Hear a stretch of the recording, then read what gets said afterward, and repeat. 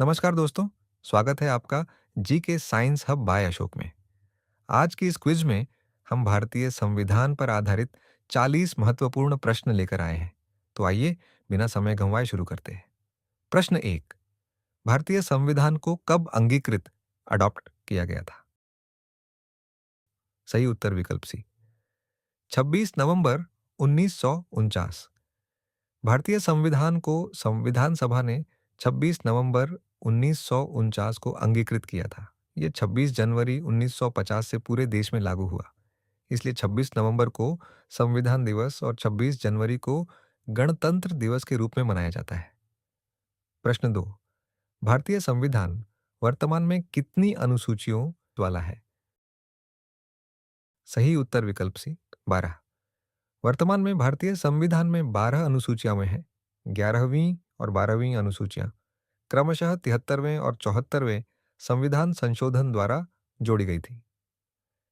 प्रश्न 3। भारतीय संविधान में मौलिक कर्तव्य किस संशोधन द्वारा जोड़े गए थे? सही उत्तर विकल्प ए, 42वां संशोधन। वर्ष 1976 में 42वें संविधान संशोधन द्वारा संविधान के भाग 4 ए में मौलिक कर्तव्य जोड़े गए। वर्तमान में भारतीय नागरिकों के 11 मौलिक कर्तव्य हैं। प्रश्न 4। भारतीय संविधान के किस अनुच्छेद में संवैधानिक उपचार का अधिकार दिया गया है? सही उत्तर विकल्प सी, अनुच्छेद 32। अनुच्छेद 32 नागरिकों को अपने मौलिक अधिकारों की रक्षा के लिए सीधे सर्वोच्च न्यायालय जाने का अधिकार देता है। डॉक्टर भीमराव अंबेडकर ने इसे संविधान की आत्मा और हृदय कहा था। प्रश्न 5। भारतीय संविधान की प्रस्तावना में समाजवादी और पंथनिरपेक्ष शब्द किस संशोधन द्वारा जोड़े गए? सही उत्तर विकल्प बी, 42वां संशोधन। वर्ष 1976 में 42वें संविधान संशोधन द्वारा प्रस्तावना में समाजवादी, पंथनिरपेक्ष और अखंडता शब्द जोड़े गए। प्रश्न 6। भारतीय संविधान के किस भाग में राज्य के नीति निदेशक तत्व directive principles of state policy दिए गए हैं? सही उत्तर विकल्प बी, भाग 4। राज्य के नीति निदेशक तत्व संविधान के भाग 4 में अनुच्छेद 36 से 51 तक दिए गए हैं। इनका उद्देश्य भारत में एक कल्याणकारी राज्य की स्थापना करना है। प्रश्न 7। भारतीय संविधान का कौन सा अनुच्छेद जीवन और व्यक्तिगत स्वतंत्रता के संरक्षण से संबंधित है? सही उत्तर विकल्प सी, अनुच्छेद 21। अनुच्छेद 21 प्रत्येक व्यक्ति को जीवन और व्यक्तिगत स्वतंत्रता का अधिकार प्रदान करता है। इसे भारतीय संविधान के सबसे महत्वपूर्ण मौलिक अधिकारों में से एक माना जाता है। प्रश्न 8। भारतीय संविधान की कौन सी अनुसूची राज्यों और संघ राज्य क्षेत्रों का उल्लेख करती है? सही उत्तर विकल्प ए, पहली अनुसूची। पहली अनुसूची में भारत के राज्यों और संघ राज्य क्षेत्रों का विवरण दिया गया है। राज्यों के पुनर्गठन के साथ इसमें समय समय पर संशोधन किए गए हैं। प्रश्न 9। भारतीय संविधान की 8वीं अनुसूची किससे संबंधित है? सही उत्तर विकल्प बी, आधिकारिक भाषाएं। 8वीं अनुसूची में भारत की मान्यता प्राप्त 22 भाषाओं का उल्लेख किया गया है। इन भाषाओं के विकास और संरक्षण के लिए विशेष प्रावधान किए गए हैं। प्रश्न 10। भारतीय संविधान का कौन सा भाग संघ और राज्यों के बीच विधायी शक्तियों के वितरण से संबंधित है? सही उत्तर विकल्प बी, भाग 11। संविधान का भाग 11 संघ और राज्यों के बीच विधायी तथा प्रशासनिक संबंधों का वर्णन करता है। इसी के आधार पर दोनों के अधिकारों और शक्तियों का विभाजन किया गया है। प्रश्न 11। भारतीय संविधान की प्रस्तावना में लोकतंत्रात्मक गणराज्य का क्या अर्थ है? सही उत्तर विकल्प बी, जनता द्वारा चुनी गई सरकार और निर्वाचित राष्ट्रपति। भारत एक लोकतंत्रात्मक गणराज्य है जहां जनता अपने प्रतिनिधियों का चुनाव करती है और राष्ट्रपति राष्ट्र का संवैधानिक प्रमुख होता है। शासन जनता के प्रतिनिधियों के माध्यम से चलता है। प्रश्न 12। भारतीय संविधान के किस अनुच्छेद में समानता का अधिकार दिया गया है? सही उत्तर विकल्प बी, अनुच्छेद 14। अनुच्छेद 14 प्रत्येक व्यक्ति को कानून के समक्ष समानता और कानून के समान संरक्षण का अधिकार प्रदान करता है। यह मौलिक अधिकारों का महत्वपूर्ण आधार है। प्रश्न 13 भारतीय संविधान का कौन सा अनुच्छेद अस्पृश्यता के उन्मूलन से संबंधित है? सही उत्तर विकल्प सी अनुच्छेद 17। अनुच्छेद 17 के तहत अस्पृश्यता को समाप्त किया गया है और इसके किसी भी रूप का पालन करना दंडनीय अपराध माना गया है। प्रश्न 14 भारतीय संविधान के किस भाग में मौलिक अधिकारों का वर्णन किया गया है? सही उत्तर विकल्प बी भाग 3। संविधान के भाग 3 में अनुच्छेद 12 से 35 तक मौलिक अधिकारों का वर्णन किया गया है। ये अधिकार नागरिकों की स्वतंत्रता और समानता की रक्षा करते हैं। प्रश्न 15 भारतीय संविधान में मौलिक अधिकारों को निलंबित करने की शक्ति किस स्थिति में प्रयोग की जा सकती है? सही उत्तर विकल्प बी राष्ट्रीय आपातकाल। राष्ट्रीय आपातकाल की स्थिति में संविधान के प्रावधानों के अनुसार कुछ मौलिक अधिकारों के प्रवर्तन पर प्रभाव पड़ सकता है। प्रश्न 16 भारतीय संविधान के अनुसार संविधान का संरक्षक किसे माना जाता है? सही उत्तर विकल्प सी सर्वोच्च न्यायालय। सर्वोच्च न्यायालय न्यायिक पुनरावलोकन की शक्ति के माध्यम से संविधान की सर्वोच्चता बनाए रखता है, इसलिए इसे संविधान का संरक्षक कहा जाता है। प्रश्न 17 भारतीय संविधान का कौन सा अनुच्छेद धर्म की स्वतंत्रता का अधिकार प्रदान करता है? सही उत्तर विकल्प सी अनुच्छेद 25। अनुच्छेद 25 प्रत्येक व्यक्ति को अपनी इच्छानुसार धर्म मानने, उसका पालन करने और उसका प्रचार करने की स्वतंत्रता प्रदान करता है। प्रश्न 18 भारतीय संविधान के किस अनुच्छेद के तहत सर्वोच्च न्यायालय को रिट जारी करने की शक्ति प्राप्त है? सही उत्तर विकल्प ए अनुच्छेद 32। अनुच्छेद 32 के अंतर्गत सर्वोच्च न्यायालय मौलिक अधिकारों की रक्षा के लिए रिट जारी कर सकता है। डॉक्टर भीमराव अंबेडकर ने इसे संविधान की आत्मा और हृदय कहा था। प्रश्न 19 भारतीय संविधान की 7वीं अनुसूची किससे संबंधित है? सही उत्तर विकल्प सी संघ, राज्य और समवर्ती सूची। 7वीं अनुसूची में संघ सूची, राज्य सूची और समवर्ती सूची का उल्लेख किया गया है। इन्हीं के आधार पर केंद्र और राज्यों के बीच विधायी शक्तियों का विभाजन किया जाता है। प्रश्न 20 भारतीय संविधान में मूल रूप से कितने मौलिक अधिकार थे? सही उत्तर विकल्प सी 7। संविधान लागू होने के समय 7 मौलिक अधिकार थे। वर्ष 1978 में 44वें संविधान संशोधन द्वारा संपत्ति के अधिकार को मौलिक अधिकार से हटाकर कानूनी अधिकार बना दिया गया, इसलिए वर्तमान में 6 मौलिक अधिकार हैं। प्रश्न 21 भारतीय संविधान के किस अनुच्छेद के अंतर्गत भारत के महान्यायवादी अटॉर्नी जनरल ऑफ इंडिया की नियुक्ति का प्रावधान है? सही उत्तर विकल्प ए अनुच्छेद 76। भारत के महान्यायवादी की नियुक्ति राष्ट्रपति द्वारा अनुच्छेद 76 के अंतर्गत की जाती है। वे भारत सरकार के सर्वोच्च विधिक सलाहकार होते हैं और सर्वोच्च न्यायालय में सरकार का पक्ष रखते हैं। प्रश्न 22 भारतीय संविधान के किस अनुच्छेद में राष्ट्रपति पर महाभियोग चलाने का प्रावधान है? सही उत्तर विकल्प बी अनुच्छेद 61। अनुच्छेद 61 में राष्ट्रपति पर संविधान के उल्लंघन के आधार पर महाभियोग चलाने की प्रक्रिया का वर्णन किया गया है। यह प्रक्रिया संसद के दोनों सदनों द्वारा पूरी की जाती है। प्रश्न 23 भारतीय संविधान के अनुसार राज्यसभा के सदस्यों का कार्यकाल कितना होता है?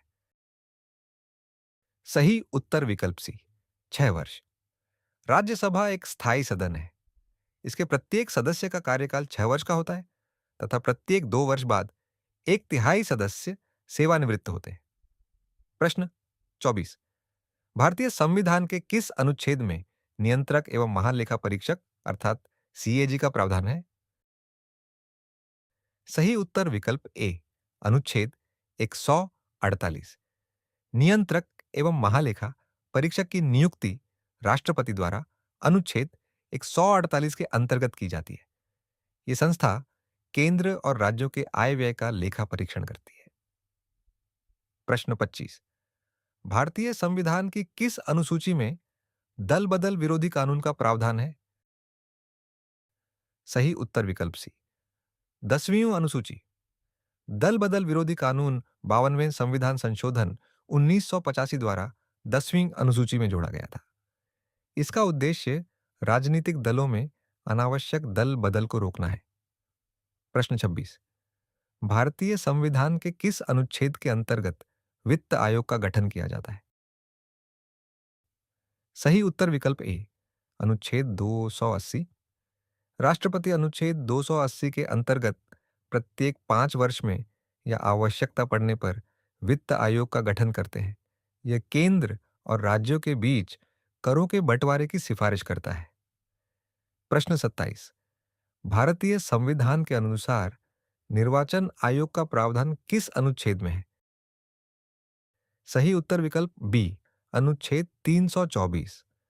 अनुच्छेद 324 के अंतर्गत निर्वाचन आयोग को लोकसभा, राज्यसभा, विधानसभा तथा राष्ट्रपति और उपराष्ट्रपति के चुनाव कराने की जिम्मेदारी दी गई है। प्रश्न 28।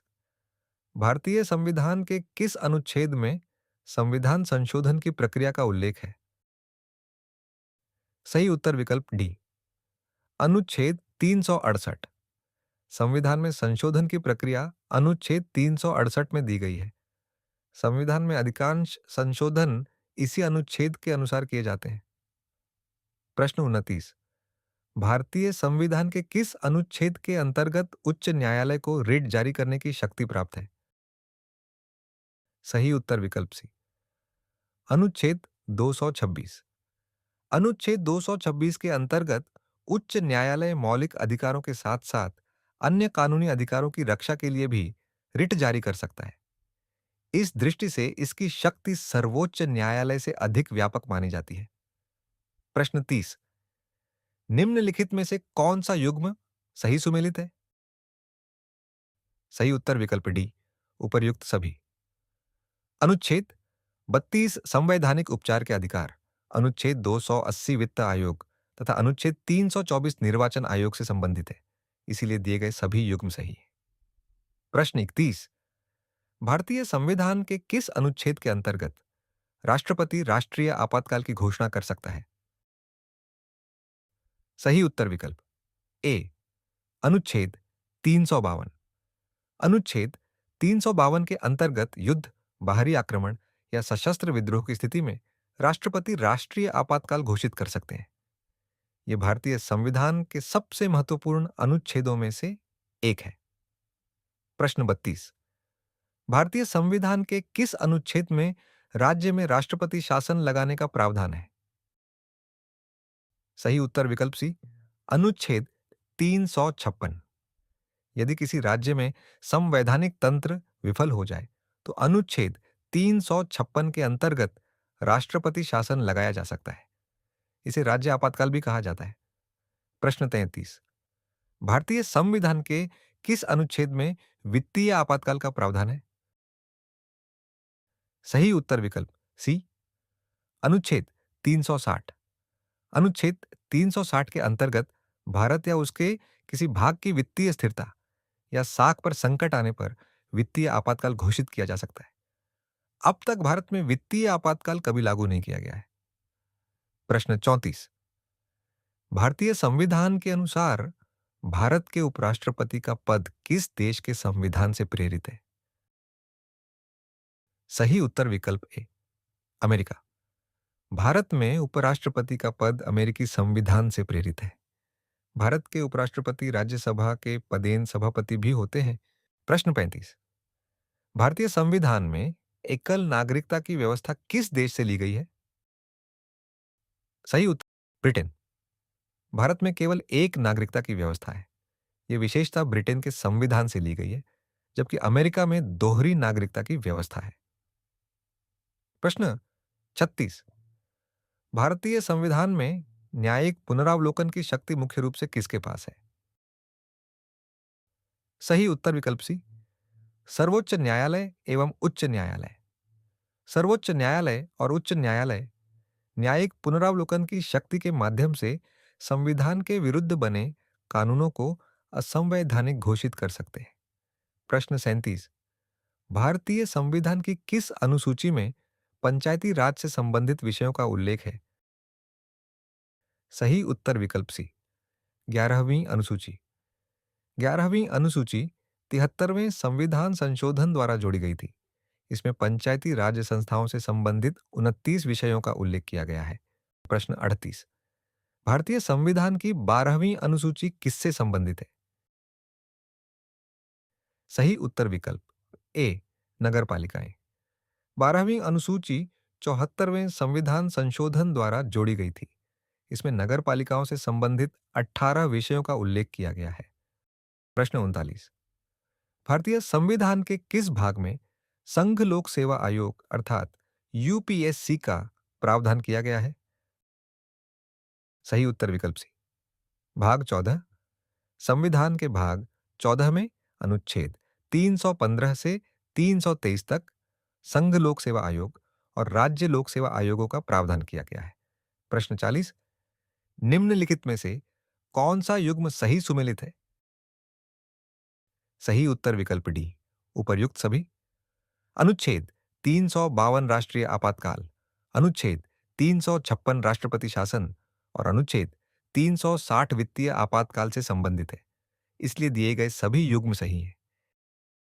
दोस्तों, उम्मीद है कि भारतीय संविधान पर आधारित यह क्विज आपको पसंद आई होगी और आपके ज्ञान में बढ़ोतरी हुई होगी। आपका स्कोर 40 में से कितना रहा, कमेंट करके जरूर बताइए। वीडियो पसंद आई हो तो लाइक करें, अपने दोस्तों के साथ शेयर करें और जी के साइंस हब बाय अशोक को सब्सक्राइब करना ना भूलें। अगली वीडियो में हम लेकर आएंगे भारतीय संविधान भाग 2 पर 40 और महत्वपूर्ण प्रश्न। धन्यवाद। मिलते हैं अगली वीडियो में। जय हिंद।